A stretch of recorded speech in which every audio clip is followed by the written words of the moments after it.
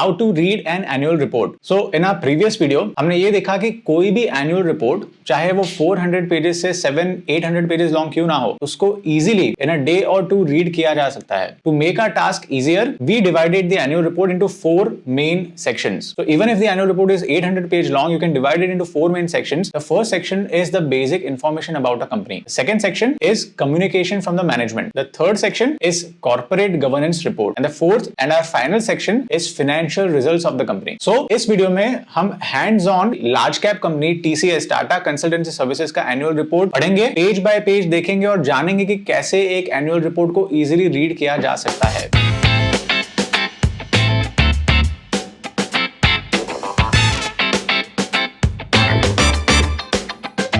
Before we proceed, just 3 housekeeping points. First, this video is not a fundamental analysis of TCS. We are just trying to learn how to read any company's annual report, but we are taking TCS as an example. Second point, जो last section है हमारे annual report का financial results और consolidated financial results, इसके लिए हम एक separate video बनाएंगे because it is important to go in depth into the financials to understand that deeply. It may take another 10-15 minutes, so the video may become too long if we discuss financials in this video. So watch out for our next video. And third, we will be skipping a lot of sections in this annual report because we are trying to learn how to read the annual report in brief and in a short span of time. So जो unnecessary sections है उनको हम skip करेंगे. With that in mind, let's begin. So we start with the first page of TCS's annual report, latest year's annual report, which is FY 2022. First of all, you would come on the content page. Now on content page, you'll see that there is basic info about TCS, and we have basic info about the board of directors, management team, and then we have communication from the management, starting with letter from the chairman, letter from the CEO, and then we have information about the various forms of capital of TCS: financial capital, human capital, intellectual capital, relationship and social and natural capital, right? Then we have some examples of the ways in which TCS helps its clients in transforming their technology. Then we have again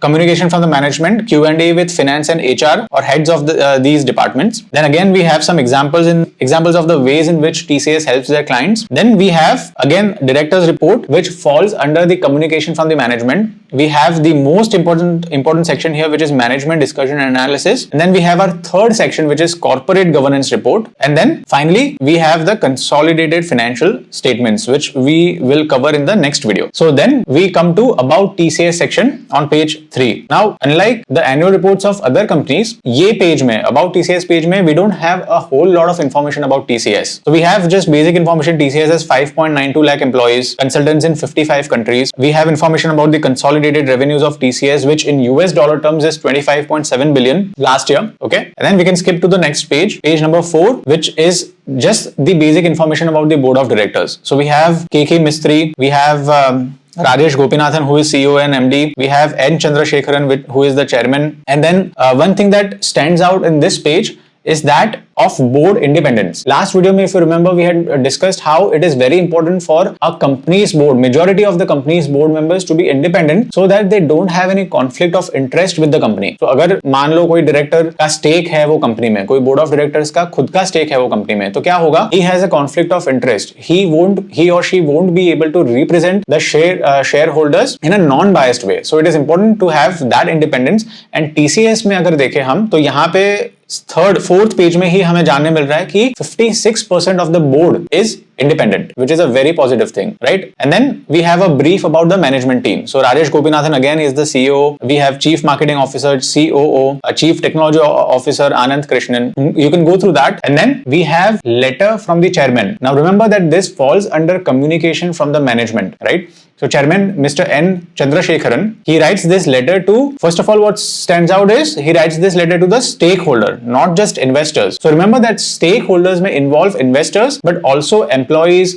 clients of TCS, suppliers, and even the regulatory and tax authorities, right? These are all entities that may be interested in this annual report, that may be interested in hearing from the chairman. So he's addressing this to the stakeholder. Now, because it is a letter to the stakeholders, he discusses TCS's financial performance, right? But also the shift to digital transformation in the wake of the pandemic and how TCS helps organizations strengthen their core through building cloud-based foundation and embedding intelligent automations to their clients' operations. Now, I already went through this letter earlier and I've highlighted essential parts, but feel free to read through this. I didn't find much important information in this letter, so we'll move on to our next page number 9, which is letter from the CEO, Mr. Rajesh Gopinathan. In this letter, Mr. Rajesh Gopinathan, now remember again that he's addressing this to the stakeholder. Okay? He discusses TCS's revenue in FY22. He also discusses the growth figures and he discusses the margin figures. He also discusses how TCS is a cash cow generating almost 37,000 crores in free cash flows in FY22 alone. And finally, TCS gave out most of its free cash flows back to shareholders in the form of dividends and buybacks. So for instance, in FY22, it gave out about 16 to 17,000 crores in total dividends and 18,000 crores in buyback. And then moving on to page number 10, and this is a very important section. I particularly suggest that you read this part very carefully because he discusses the IT industry's dynamics. Without going much into detail, let me just say that earlier, especially during the pandemic, the organizations were focused more on building operational resilience to help cope with the challenges. They did this by moving most of their workload to cloud native architecture. And now, and going into the future, these clients are focusing more on growing and transforming, which TCS calls G&T initiatives. And G&T is a word that you will come across a lot in the entire annual report as you read through it. So these clients are focusing more on growing and transforming G&T through innovation on cloud, and that's where TCS will be focused going ahead. As an example of G&T, Mr. Chandrasekharan gives an example of how TCS is leveraging Internet of Things, advanced analytics and machine learning to help some companies track greenhouse gases and reduce energy consumption. And he discusses that in this part. For those of you who really wish to learn to read this annual report, here's a question for you, rather a homework. In this letter, Mr. Chandrasekharan also speaks about Horizon 1, Horizon 2 and Horizon 3 initiatives of clients. Can you write in the comment what does he mean by that? It's on page 10 and page 11 of this annual report. And then we come to the section on the year gone by on page number 14. In this section, TCS discusses major events or milestones achieved during the past year. So for instance, it bought back shares worth rupees 18,000 crore in FY22 and also announced plans to grow operations in New Jersey by hiring nearly 1,000 employees. So you can go through that at your own leisure, but we'll skip to the part on TCS's integrated business model. Now, in this, TCS discusses 5 forms of capital, including the financial capital that it boasts of. In financial capital, TCS on page 21 discusses revenue trend, right, with a CAGR of 10.2% in the last 5 years. Operating profit trend, if you can notice, the operating margin has been more or less at 25% over the past 5 years. Earnings per share trend and OCF, operating cash flow trend. An important thing to notice here is that the cash conversion or the conversion of net profit into hard cash has been at 104%. You see, the net profit of any company has a lot of non-cash items, such as for instance depreciation. So because of these non-cash items, what happens is there's a difference between the net profit and the actual cash that is generated. And for TCS, if the net profit is 100 rupees, then the actual cash generated is 104 rupees. So this in itself is very positive and has been consistently above 90-95% in the last 5 years. Finally, we have cash usage, in which TCS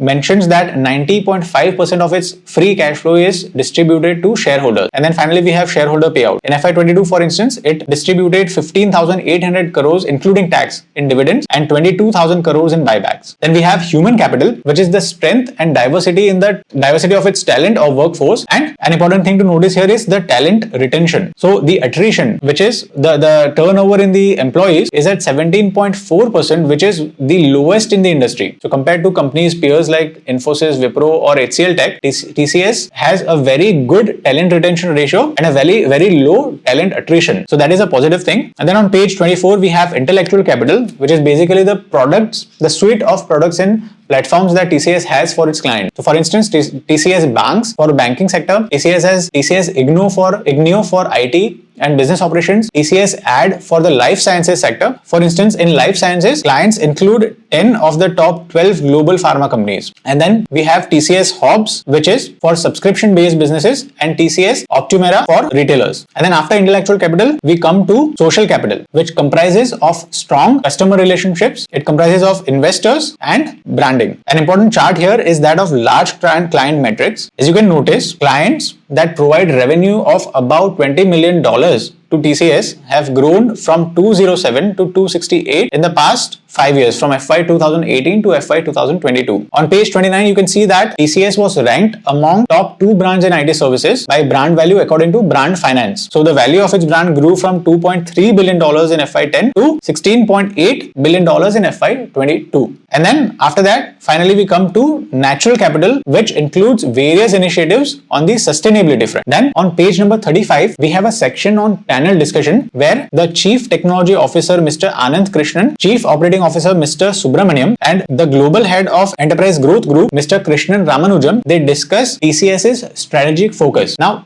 reading this panel discussion will take 10 to 15 minutes in itself, but I highly recommend that you take time to go through this at your own leisure, because these three men discuss important aspects of what solutions the clients seek, how TCS is helping them innovate by saving costs, whether the tensions in Europe plus looming recession will impact the company's business, how TCS is handling the attrition problem in IT sector, and some discussion on margins. In between, there are also some examples of how TCS is helping not just companies but also the governments in their digital transformation journey. So I've already read through this, and there are very important salient points that will help you learn about TCS's industry, its costs, revenue drivers, and finally the challenges that it is facing and how it is coping with that. And then on page number 48, we have a section on the notice on resolutions to be passed on annual general meeting. Now what happens is, companies generally have certain items of material nature, such as the appointment or reappointment of auditors of the company or directors of the company, which need to be approved by shareholders such as you and me. So in this section, the company discusses these items and also mentions how you or I as shareholders can vote on these resolutions electronically. So for instance, item number 4 is on appointment of statutory auditors of the company. Item number 5 is on the approval needed on certain transactions that TCS has or will be undertaking with its group companies, which are related parties, right? So these transactions need to be approved. So this entire section is a discussion of these items that need to be passed in the annual general meeting. And then point number 18 discusses step by step how you or I as shareholders can vote on these items electronically. These are pages that you can more or less skip if your point of view is that of an investor. I do tend to skim through these. I do read them, but if some items do appear important, then I read them in detail. Otherwise, I skip them. And then we have a list of subsidiaries of Tata Sons, as many as 249 subsidiaries. Then a list of subsidiaries of Tata Motors, as many as 103 subsidiaries. And then we come to the director's report on page number 82. This report is basically a repeat of more or less the same things. So we have financial results, we have dividend and buyback information again, and then we have some updates on the 52 subsidiaries of TCS. Then we have some details about the conservation of energy, right? An interesting thing here is that TCS mentions in detail how it switched over to LED lights across all offices in 2020. And this year,